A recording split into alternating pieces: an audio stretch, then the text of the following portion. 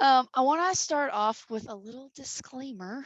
Um, it is impossible to make a presentation about AI and have that thing stay accurate for very long. So we finished up these slides yesterday, and between yesterday and today, AI has already changed.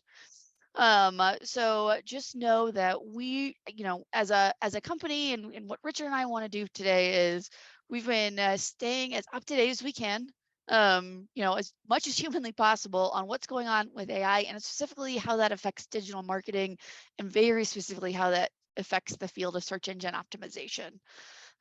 So this, I think it would be really, really impossible to give you everything about every AI tool and everything that's happened. I mean, I think every tool on the planet's actually launched an AI application of some sort in the last 3 weeks.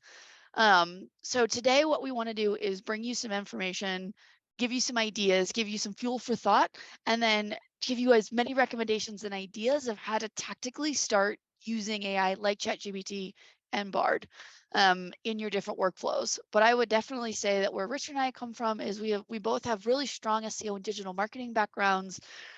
We've been really trying to figure out where this works well in workflows and where it doesn't. So it's not just does the tool do this, but does it do it well? And then also, I think we both have a level of healthy skepticism towards AI. So I don't know if I'm going to go buy an OpenAI t-shirt anytime soon. Richard might. Um, but I would definitely also, caution to say that we are not AI experts. I think that we can bring you a lot of information, but neither of us, work on a language model. We don't have a fancy database. So big asterisk for today is we're really trying to make this actionable and approachable, and to synthesize a whole lot of information down into something useful for you. All right, and then also I want to say, I think a lot of people, as they start to learn a little bit about AI, start to freak out. And I think the big thing is don't panic. The raw truth is that this is developing faster than really any one human or even one company could really stay on top of. And we're all sort of in this together, figuring this out. So I think people are panicking about, am I going to lose my job? Is this the end of civilization as we know it? Is my company already behind? I think it's really hard when you go through times of massive change to just freak out about the future as much as start just today. We really want to encourage you to take a look at some of the options of what's available, and really start to figure out what you can use these AI tools to do, whether it's content, whether it's other kind of more complex SEO workflow items. I think today is about, can you try it, and if you're trying it, can you lean in a little bit more? So for today, we're going to cover some big sections. One, I want to give a little background on AI. I think some people are like super in depth on this, but a lot of people have kind of missed sort of the key points of what's happened with AI. And then some of the pros and cons, because it's not all just roses and, unicorns and confetti. There's some definite drawbacks and cons to artificial intelligence. And then we want to talk to you about just technically, how do we use artificial intelligence to build efficiency? How do we get it into our workflows? What do these tools do? And then we're going to end with that great existential crisis. We're going to start talking about the ethical issues, legal issues, things that are coming down the pipe. And then just, we're going to hopefully get everybody on a mind of not only your great existential crisis, but from our perspective, where does it make sense for you to be focused as you're thinking about these tools and the launch of artificial intelligence, kind of worldwide. All right, so a little history lesson. AI is not a new term. In fact, artificial intelligence was termed in 1956 at the Dartmouth Convention. And between 1956 and 1997, artificial intelligence was really owned by science and different scientists trying to figure out, is there a way that we could get computers to think? Can we do something that feels like language modeling? How can we make this? Could computers even become sentient? And then 1997, something really interesting happened. In 1997, IBM had been working on its own artificial intelligence, Deep Blue. And this artificial intelligence beat a champion chess player.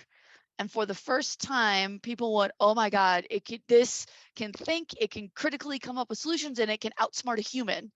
And between 1997 and, very recent history, I would term it as artificial intelligence was more or less controlled by big corporations, controlled by IBM, controlled by Google, and all these different companies were building up language models and trying to figure out how do we make software that's smarter.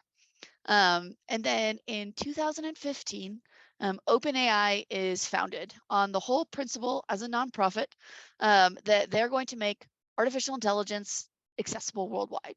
And it's interesting, a few years later, they became for profit.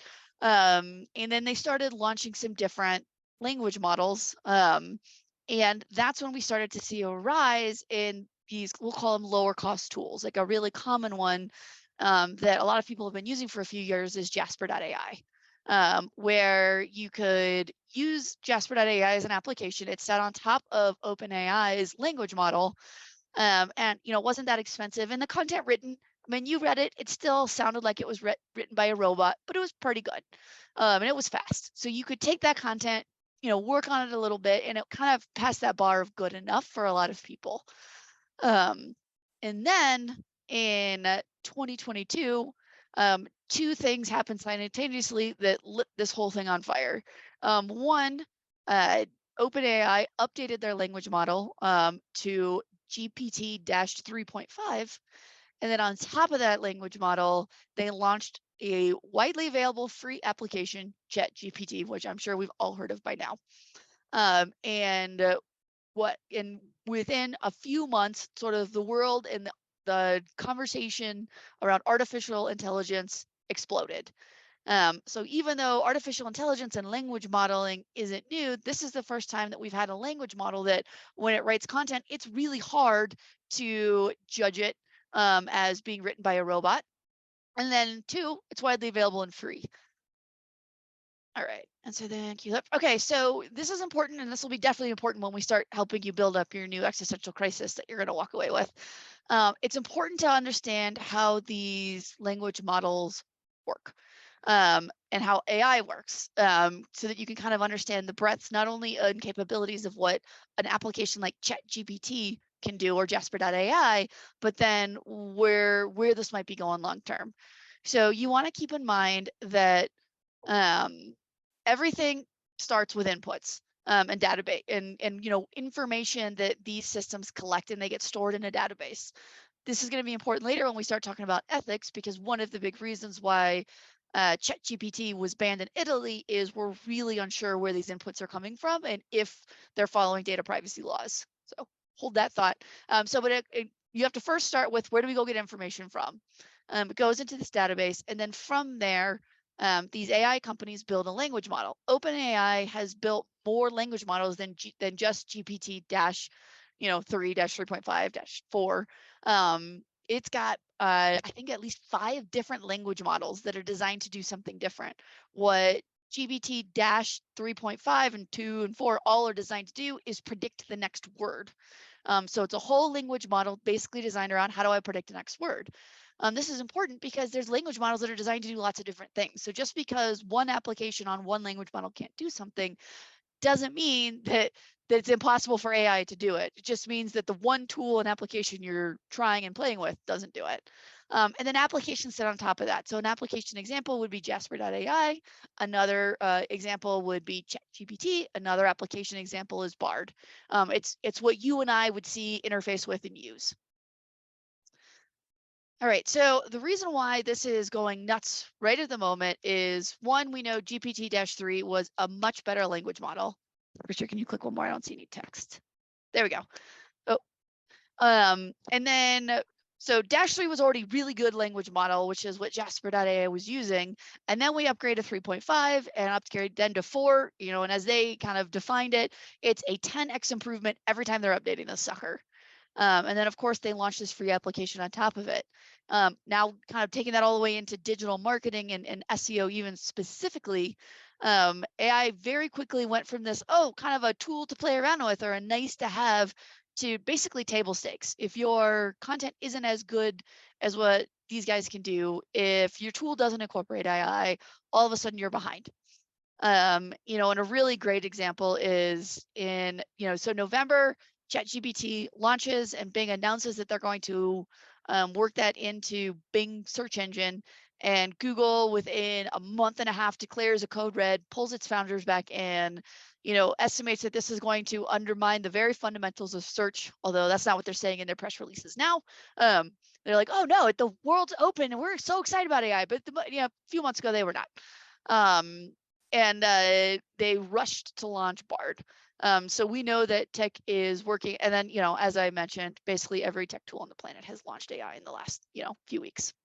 So that really has pulled us to the front of what's going on.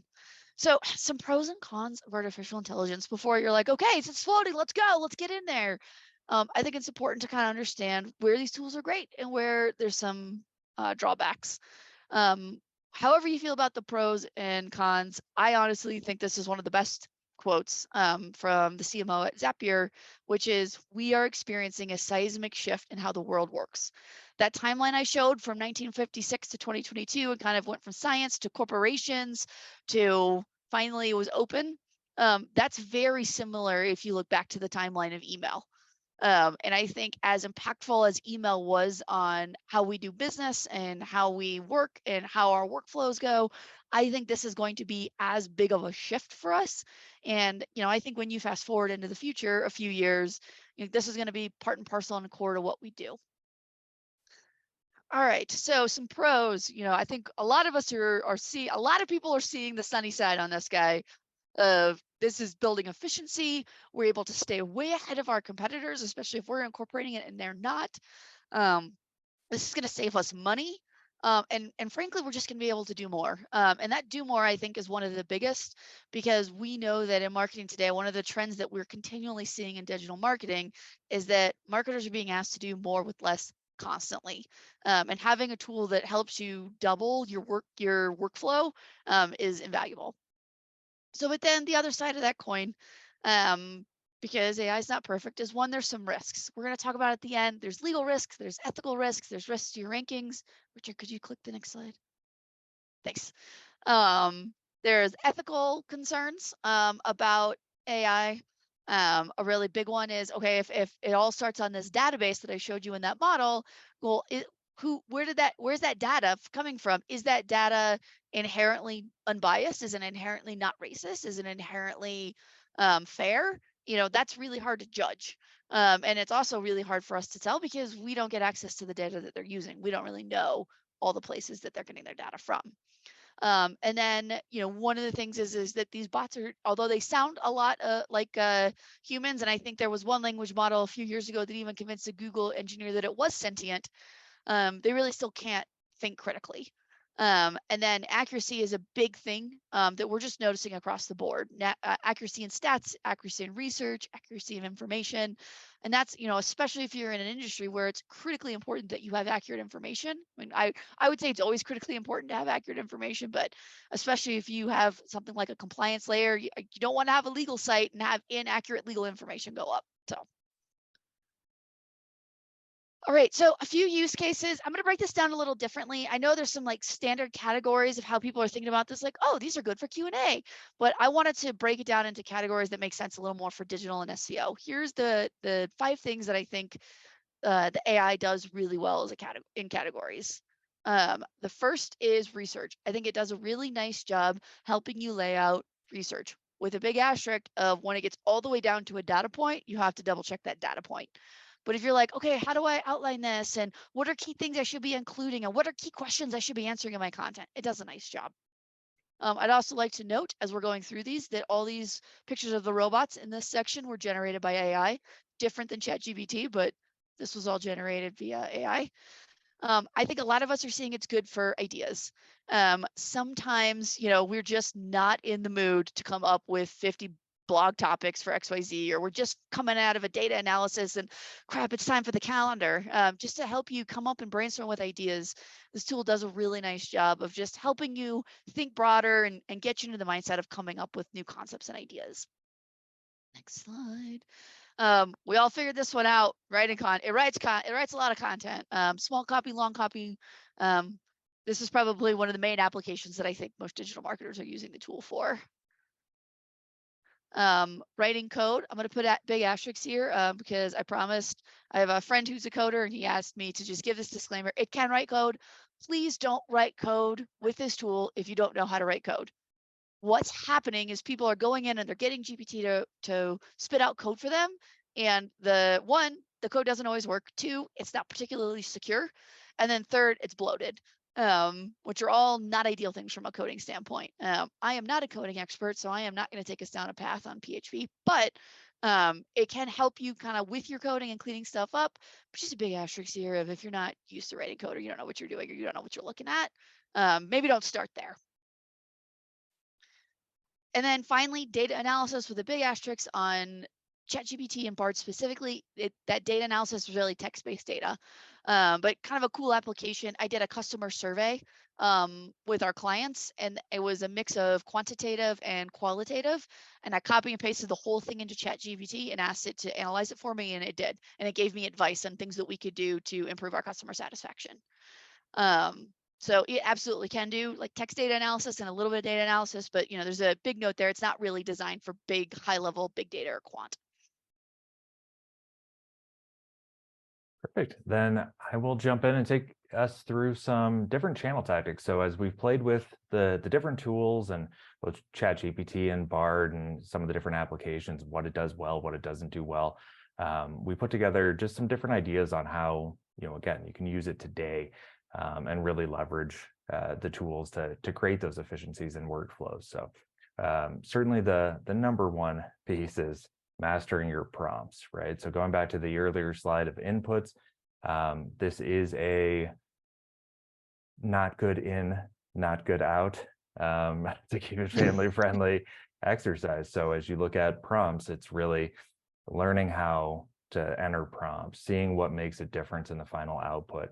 The more information you can provide. There was actually a recent LinkedIn post from the New York University Dean of Students, where he was giving direction on how students should be using AI, right? As opposed to, choosing evil and having it kick up their big research paper. In the good way, how can you converse with AI? How can you have it help with rewrites? How can you have it help with research? So when you look at prompts, outlining what you want to accomplish and not being afraid to use that conversational aspect, which is really what this is all based on, right? Being able to provide additional follow-up, provide examples to the AI to help get to the answer that you need, or as close to the answer as you can possibly get. And then, of course, there's always that human element of providing feedback. So as we look at learning models, of course, all of the feedback is going to make it better.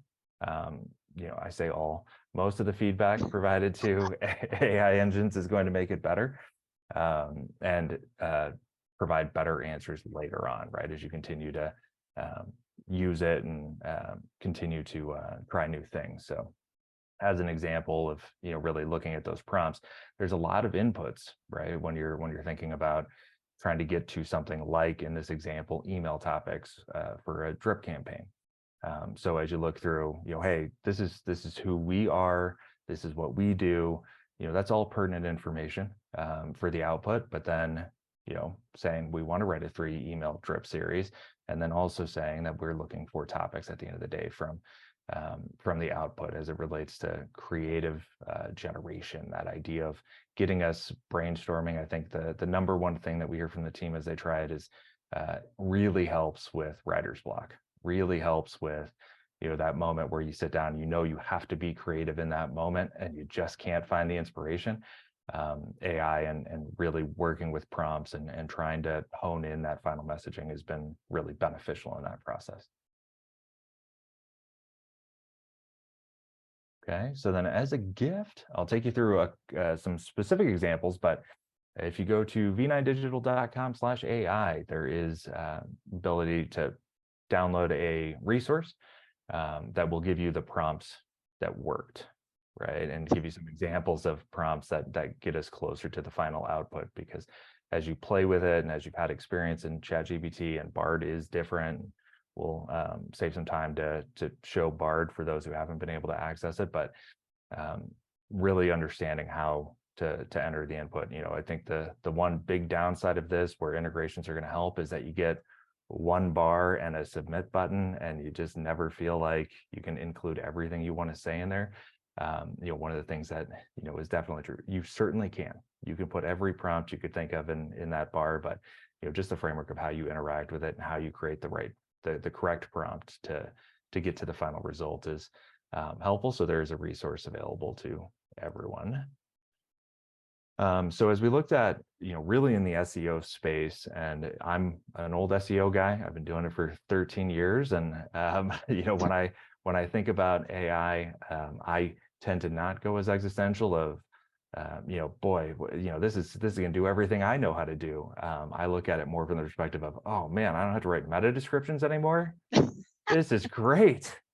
But as we look at different tactics and different buckets, things like overall SEO strategy, where we have asterisks in the deck, it's where AI has proven to be more helpful, right? And just provide better results. There are things where you can look at things like overall best practices for SEO, do research, if you're not as comfortable in SEO tactics or things that would benefit a client site or your site as you're working on it. It can provide some best practices, but really when you start to dive into those specific ideas, help setting goals, KPIs, personas as to what you're working against, there are definitely areas that AI currently does a lot better than, say, structuring your SEO strategy. It does do it. It can do it. And there are going to be some problems for that. It's just a matter of, over time, more inputs, create improvement, create a stronger ability to support in these areas. And as you go through the prompts, I hope everyone enjoys my pithy feedback on the ones that I thought were garbage versus the ones that I thought were decent. So just because it can do it doesn't mean it should do it. Yeah, and I think keywords is a good example. There's a lot of pushback around keyword research specifically, and more the traditional sense of keyword research. Looking at keyword planner or looking at SEMrush data or whatever it may be as you're researching overall keyword opportunities. Topically, it does better, but if you ask for top 1,000 keywords in search volume, it basically is pulling from all these different resources, right? But you get a little bit of SEMrush data, you get a little bit of other data, and it doesn't all match up, and so then it starts to get a little bit weird. But if you're looking for what are primary topics that I should focus on as a X company, it can give you some good insight into at least where to go from there as it relates to keywords. And I'll give a little. Oh, go ahead. No, go ahead. I'll give a little plug here to ClearScope, because we really try to get the tool to give us semantic keywords, and we tried it a few different ways, and it's just nothing comparative to what you'll get through a tool like ClearScope. It'll give you something, but it's not going to be as in-depth or robust or frankly as helpful. Okay, and then optimization. So, again, there's really an input-output piece here, but when you look at optimization recommendations, keyword insertion, content expansion, it will help with that. Again, I think a lot of it is that it serves as a nice guide, not necessarily a firm solution for those pieces. But some of the more technical pieces like generating schema, of course, there are already tools out there where you can, generate your script if you're hard coding it and typing it out yourself. There are already tools for that, but also we have found that AI will generate that schema for you and generate it correctly. And metadata caveat here is that Bard is not as great with metadata. Maybe it's because Google doesn't want to help us. Maybe that's it. But but we'll go look at an example of that as well. But again, creating meta descriptions or creating titles, it'll give you pretty basic elements to those pieces now, especially in ChatGPT. But there can be some helpful elements to create those efficiencies as you look at content development, which is the area that I think everyone just naturally leans into because it's just so impressive when you see 1,000-word blog in 10 seconds. But things like that creative inspiration, super helpful. So finding content topics, different titles, even messaging, get some different examples of messaging for those titles, creating outlines for topics. Good example is you have a post and you can say just like review it and let me know if there's anything else I should add to it. Or if you very explicitly ask it, what questions should I be answering here, as part of this content, take a look at what I've already written.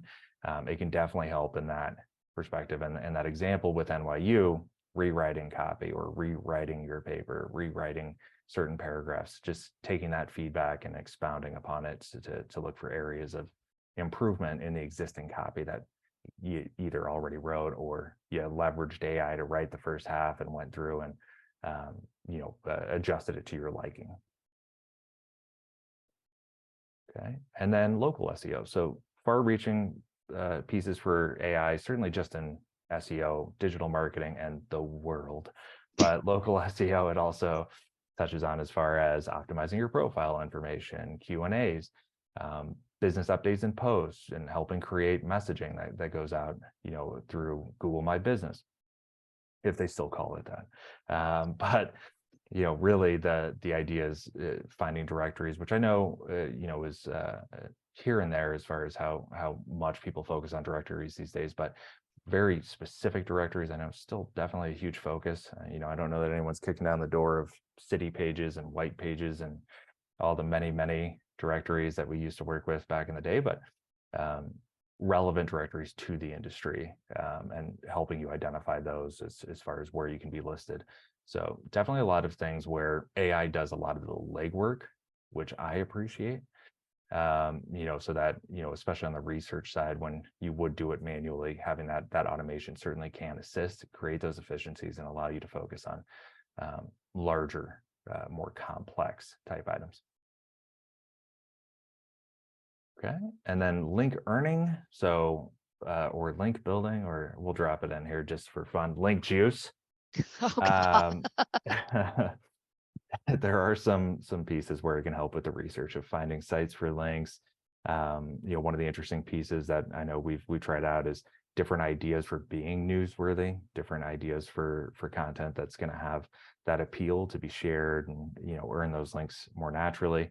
Writing outreach emails, link earning ideas, pretty generic at this point, but a lot of that is going to be based on certainly the inputs that it gets back. There aren't really a ton of resources around here's how to have very specific link earning ideas for your niche. So it's going to give you more broad best practice type information. But again, in the document that we'll share, there will be some different prompts to show you how to get to that information. But on the tech SEO, not super helpful. So on the actual review of the site or looking at technical SEO best practices, it's not great. But things like creating hreflang script or creating a robust.txt file, it certainly will do those things just to support. But your technical SEO audits are still a thing, right? It's not going to do that for you at this point. And maybe if you're tomorrow. manually writing robots.txt, Right. Stop it. Yeah. Okay, and then reporting. So similar to the overall sentiment analysis of data entry and text-based data, reporting, certainly there are elements where AI has been proven to help in the early stages, where best practices for reporting, event setup ideas for a site, UTM creation. Of course, there are going to be tools and best practices for that as well, but there are some good pieces for SEO reporting that you can take advantage of now to, again, create those efficiencies in the workflow. Okay, and then the part that I swear isn't meant to cause an existential crisis, but almost always does, is where is this headed? Where are we going? And naturally, you see these applications that right out of the gate are super helpful, right, in creating those efficiencies. But as you look at where this is headed, and the note of this has changed since we finished these slides, this will change tomorrow. There will be new pieces. Really taking in where this is going and the different language models and the true understanding of the landscape as to where it is now. So ChatGPT, of course, is that one language model. They have multiple language models through OpenAI. But the one that obviously everyone's using is the predictive text-based. Lambda is Google, Big Science, DeepMind, Stability. Adobe is about to launch their own model, which won't be a language model naturally, but specifically for graphic design. So there's new things developing every day. I think everyone is, the big corporations that can put out the learning or AI, are doing so, and then the tools that can leverage certainly the different language models are hopping on that train. So it's moving fast. And also throw a quick note in, because I know there's a lot of questions in the chat about AI images. That last one, Stable Diffusion, is the language model that powers Canva's new text to image, which if you haven't used it yet, I like it. We've played around with it a few different ones, like the Jasper Art one and the OpenAI one, but that one's a really cool one and it's working really well. And it's nice because it's there inside your Canva account. So turning that into corporate level graphics is really helpful. There's also the one that went really viral on social, Dolly, which a lot of folks started using. I think on the image side, it's really interesting for applications, because I think we initially looked at it like, man, that's great. Like we could get really creative, really beautiful images, but the integration with frameworks is where images is really likely to take off, right? That idea that you could put in specific colors and a logo, and then your prompts are just based on what you're looking for as the output, will be super helpful. Right now, those models, you can look at professional and artistic, and you get some different prompts, but a little bit more control over the output is, I was joking with our social team that, I feel like that's 2 months out, and it's like, well, I mean, it could be 2 hours out, as fast as this is moving, for more efficient outputs for images, or more control over those final pieces. But plugins is a big piece. Of course, the quote from Zapier early on in the presentation, Zapier announced hundreds of integration capabilities with ChatGPT across different tools. The online plugin component of this, and really the application for ChatGPT, is moving at a quick pace as well. So the ability to integrate it into a website, integrated into more tools, and really leverage the full breadth of its capabilities is on the very, very near horizon, and already happening in many ways.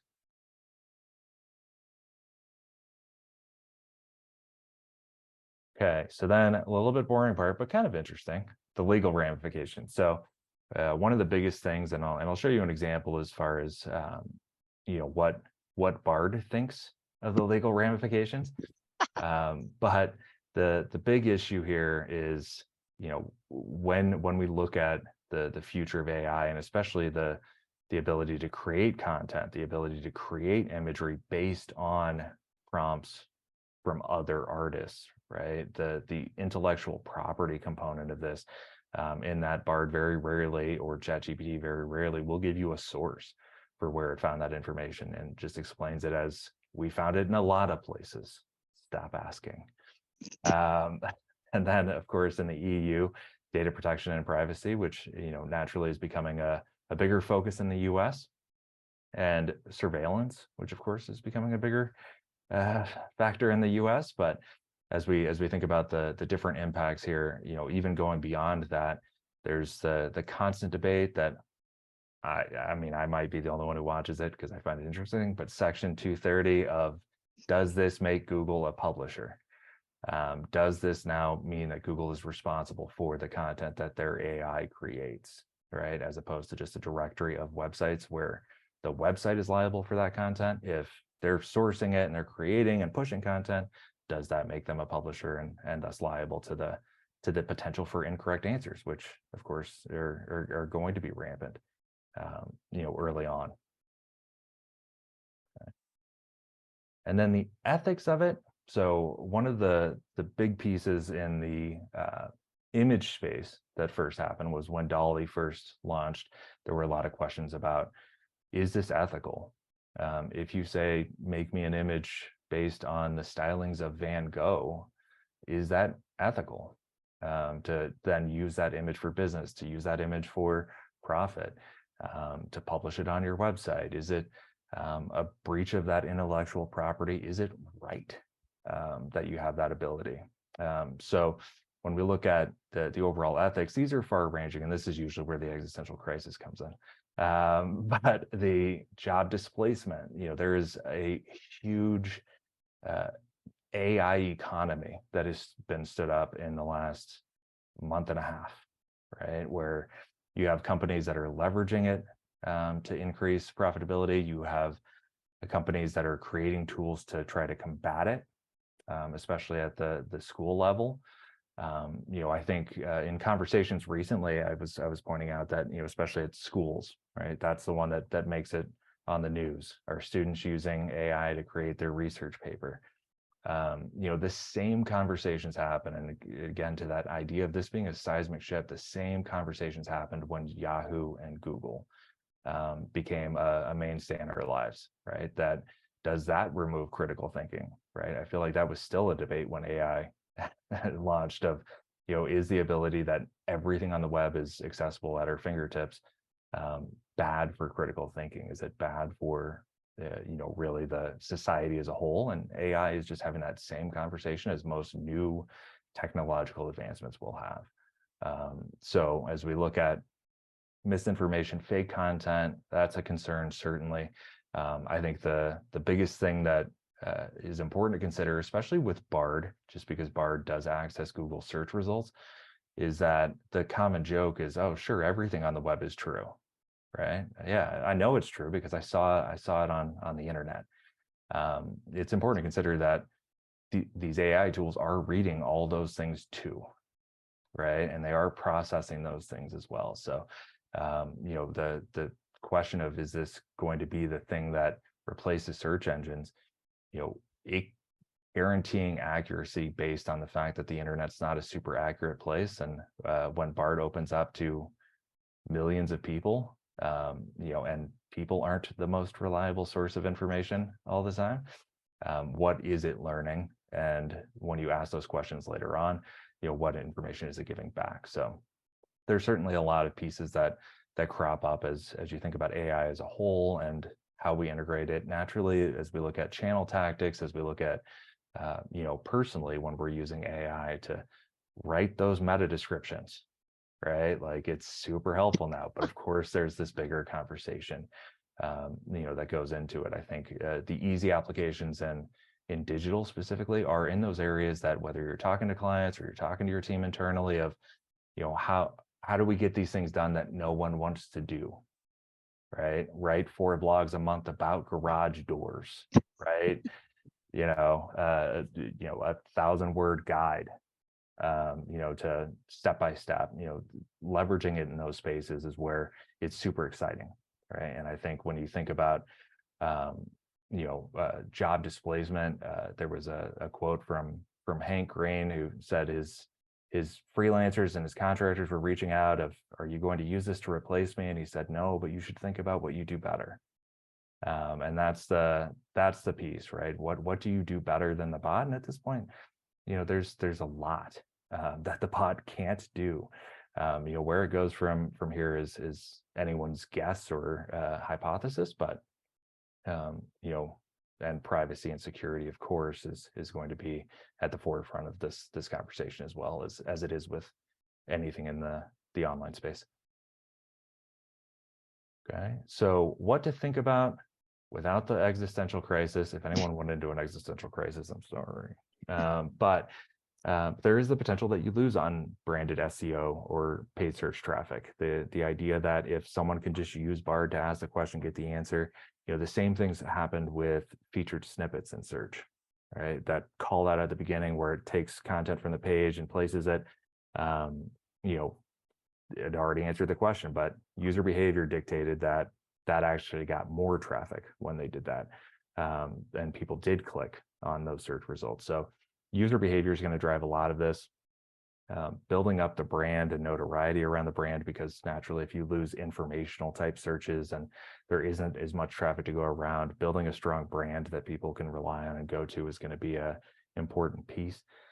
building your first party data, or really that ability to control a bit more of your marketing. So if we're not able to just as easily attract people on informational posts or informational type content that they then lean on AI for, having that first party data is going to be essential, right, moving forward as it relates to your marketing efforts, as your ability to connect directly with consumers.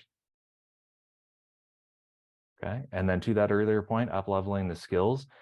How can you leverage AI to make your work more efficient, more valuable, and what do you do better than AI? So even in those examples of the initial tests of trying to get it to do certain things within the SEO or digital marketing space, there are areas where we know we do better.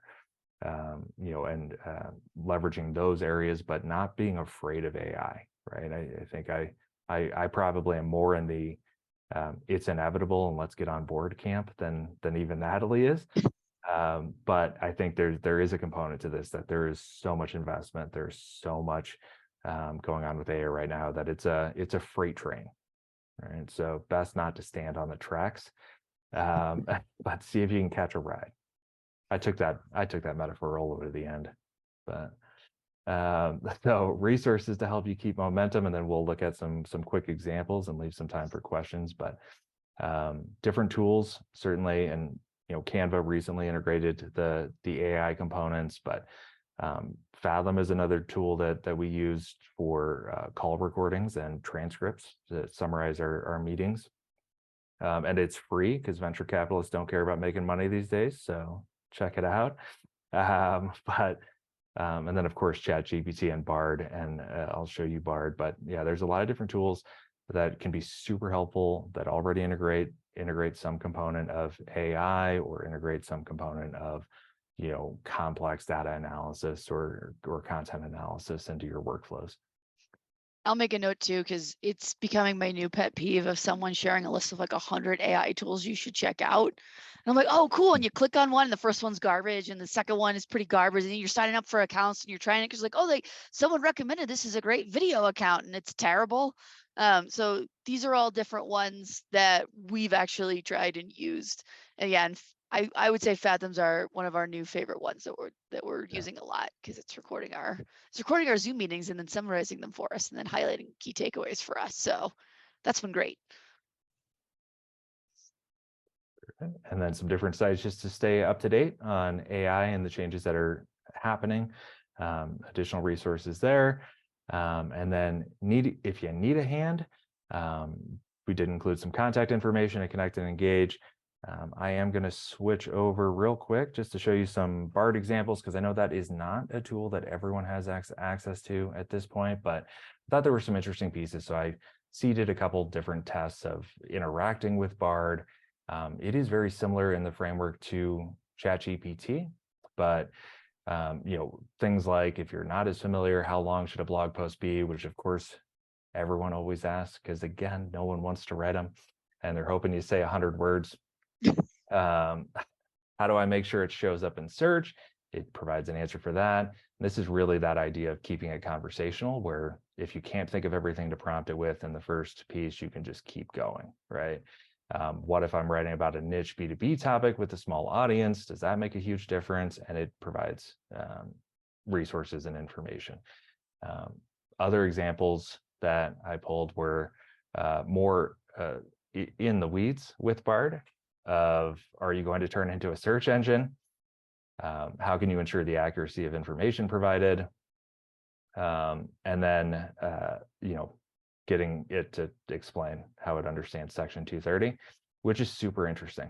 I think the big piece down here of Bard may display inaccurate or offensive information that doesn't represent Google's views. This is 100% that case. I don't think anyone at Google would ever want to say this as it relates to the potential implications of AI. But having those conversations, I think it is very easy. We were joking before the call that, I got access to Bard, a few weeks ago, and just started testing prompts. And then next thing you know, I'm calling the AI you. I'm having a full-blown conversation, just keep it going, to the point where, Bard sincerely apologized to me about a source it provided me. So it's just really interesting to play with, especially in that conversational space. I did have a couple examples of, where Bard is, we'll say better for today, but the current information is where Bard is going to be a little bit better. ChatGPT's database obviously ended, or had a time limit to it, where Bard is currently accessing search results. So you're able to ask things like what happened yesterday, or better for current events, things that are currently happening, that have that understanding. And then where Bard has seen challenges, where initially you were able to put in a link and have it look at that link and give you information based on it. In the past week or so, that functionality has turned into, sorry, can't help you. But if you reframe that prompt to say, can you give me a page title and meta description for the homepage of this brand, it'll do it. Where ChatGPT, you can certainly paste in 10 links and have it kick out this information. Of course, you can see this very basic optimization, but the other thing that Bard will do, say going back to this example, is for every prompt, it'll give you 3 different variations. And there are some pieces here where one thing that I noticed, especially in content production, is that the length of article you tell it to write can impact the quality of the article. So if you say that I'm looking for a blog of 1,000 words and you find that it's repeating itself, very similar to when you ask a writer to write a blog for 1,000 words and they're trying to hit that number, even adjusting that to say 750, 500 can give you different variations, and also seeing the drafts of different options on how it chooses to approach that topic. So, okay. Jump back over to this to get to the thank you slide. Woo! We landed it with 10 There it minutes to is. spare. Awesome. Great job. Appreciate that. We did a couple questions, and if anyone else has additional questions, drop them in the Q&A box. We have about 10 minutes left. The first one is from Sarah. Can you recommend a good free course on AI? So I don't know that I have a good free course, but some of the different resources, I think a lot of it is going to be reading material. But Natalie, if you have any, what's up your head? I don't. So this is kind of back to my pet peeve. So we've had a lot of AI experts pop up overnight, a lot of paid courses, a lot of different information. Even people publishing information that is just wrong. So I don't know that I have one off the top of my head. I think when we went on our journey to sort of figure out AI, we got really frustrated really fast with bad information. And so we just started to dig in and really figure out what we liked. But right now we seem to be swimming, at least in the SEO side, in a world of, hey, I found out one cool thing I could do with ChatGPT, take a look. And we're kind of up to our eyeballs in content like that, or people saying things like, hey, ChatGPT can do keyword research. Just because it can do it doesn't mean it should do it. And we're not getting that much of a differentiation. I think everybody is just in this like, oh my God, look what I got it to do mode. So we're trying to weed through that as much as we can. So I'm sorry, that's not a great answer. I did see one come through my inbox that was a very expensive training, but it seemed really intense. Someone like teaching you how to program, tools in AI. So I can dig that out and send that out. But I don't think I have a good one. Cool. Plus, it's also good to note that any course that gets created is going to be outdated real fast. Like, even as Richard articulated, these tools are updated regularly. Even though, like, oh, this is the official GPT-4 iteration, they even have a note that they're constantly working on it, and it's doing things differently than it did a week ago or 2 weeks ago. So it's going to be really hard to have a real up-to-date course. Yeah, that's a good point.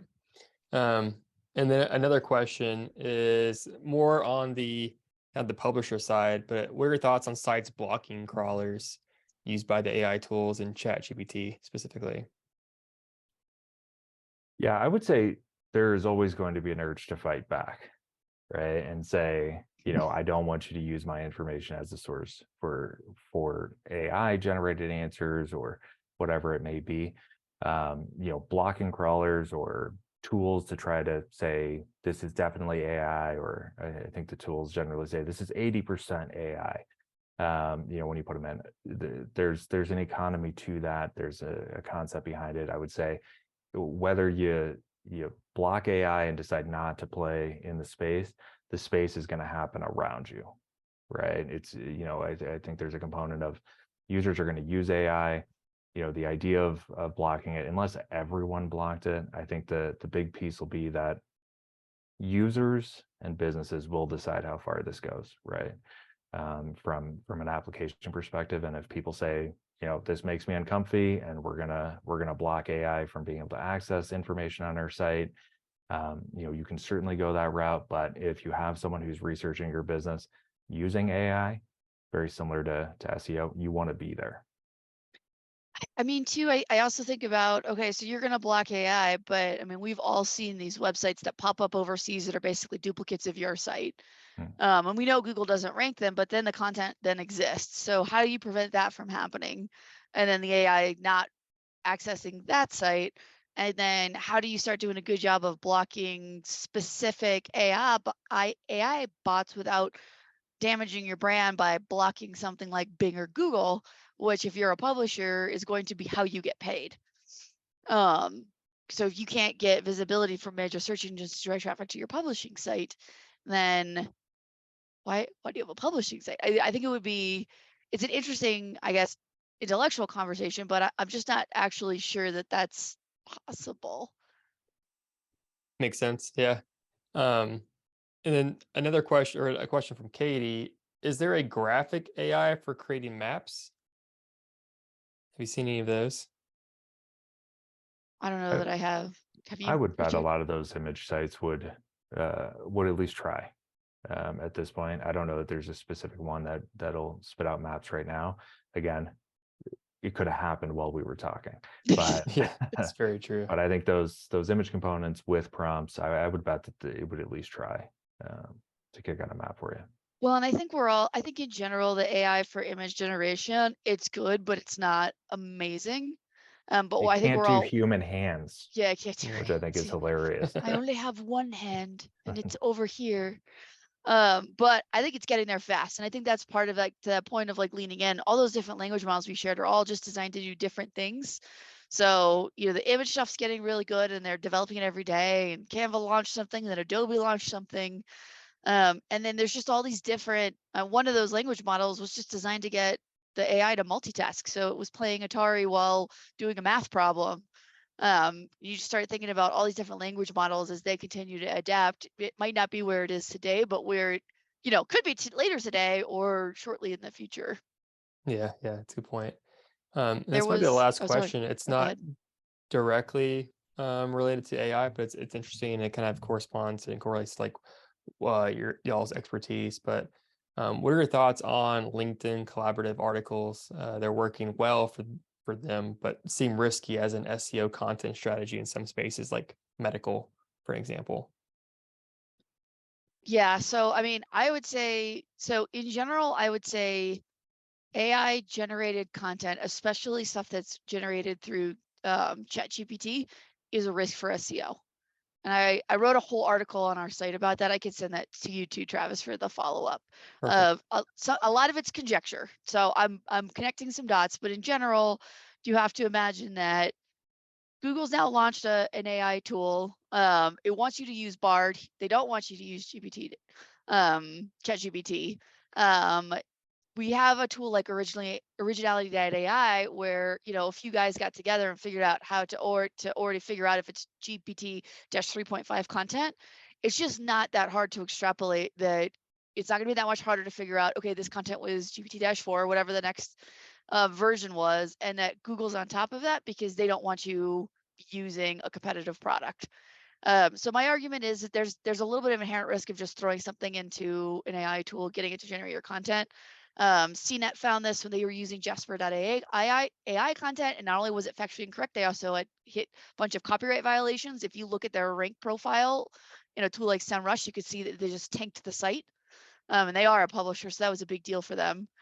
So you've got the copyright issues, you've got the data accuracy issues, and then you just have the general idea of like, you know, you just want to be really careful about ChatGPT specifically writing your content. Doesn't mean you have to. It's just, so my conjecture is in general, be careful from an SEO perspective, but you know, a LinkedIn article is a little bit different, right? So you don't care as much about Google algorithms when you're writing LinkedIn articles. You care more about connecting with your LinkedIn audience.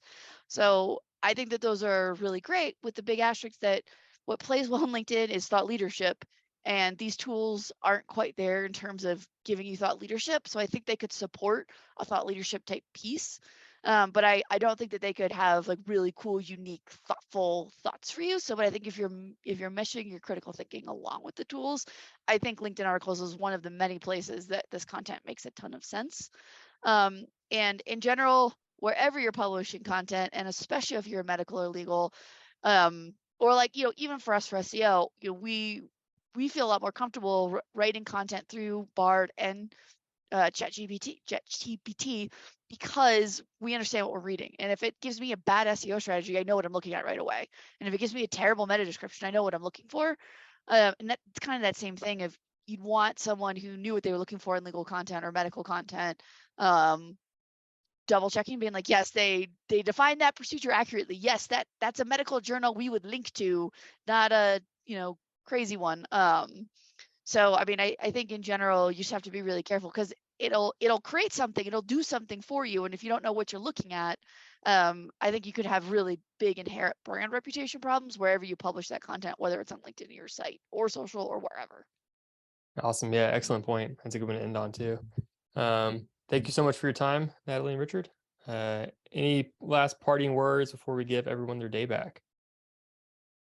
You know, I hope everybody is inspired to go try something new. I hope, whether it's our prompt sheet or an idea we came up with, that you go try something new. And if you have follow-up questions, I know, because I'm seeing people had tons of questions throughout. So if you just have a burning question still after this, just ping us at this email address. We'll get them answered. But maybe to give a little hope, one of the cool things that AI is doing is, recently there's some really cool artificial intelligence in the medical space, and recently artificial intelligence was used to predict a woman's breast cancer 4 years before we could have detected it with our current equipment and technology. So Wow. it's not all horrible. There's some really great. Sentient. Don't believe it. Don't fall for it. It is. I was joking with someone yesterday that, you know, predictive text has been on your cell phone forever, right? When you start seeing those tweets that say, start a text message with this and then autocomplete it. That is what it is doing. It is doing it very well. It is doing it in a way that can make people uncomfy, but it is not, it's not doing anything until we tell it to. It's not, you know, figuring out the world's problems in the background and then going to take over. Now, before we wrap this up, don't forget to share, like, and subscribe so you don't miss out on more great content from the industry's best SEOs, content marketers, and content strategists. The ClearScope webinar series happens every week and helps SEO content creators of all skill levels advance their knowledge. Hope to see you. Tune in next time.